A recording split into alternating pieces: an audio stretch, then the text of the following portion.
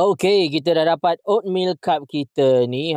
Nice. Oh, pocok jatuh pula. Aku beli 3. 2 kotak tu aku dapat kotak yang cantik. Tapi satu lagi kotak aku dapat kotak yang warna coklat ni.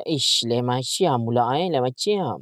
Mula-mula bekas ni sampai dia agak kotor lah. Lama sangat terkurung dalam stor ke macam mana? Lama sangat memang simpan baru nak keluar ke macam mana? Dalam pembelian ni ada juga disertakan beberapa aksesori yang diberikan kepada kita. Termasuklah sudu, getah-getah apa semua. Tempat letak sudu tu ada getah yang kita akan letakkan bersama dengan tudung dia apa semua dan sebagainya. Macam aku mention tadi, disebabkan dia kotor so aku rendam dulu semalaman sebelum aku gunakan. Yang ni kita dah letakkan oat kita siap-siap. Kita nak makan. Alhamdulillah best. Tapi macam mana nak cakap? Oat dah sedap lah. Resepi dah ngam dah. Tapi sudu dia macam ada bau something lah. Dia ada macam aftertaste besi macam tu. Pelik juga aku. Dia mengganggu rasa oat tau. Korang ada pengalaman yang sama macam aku tak?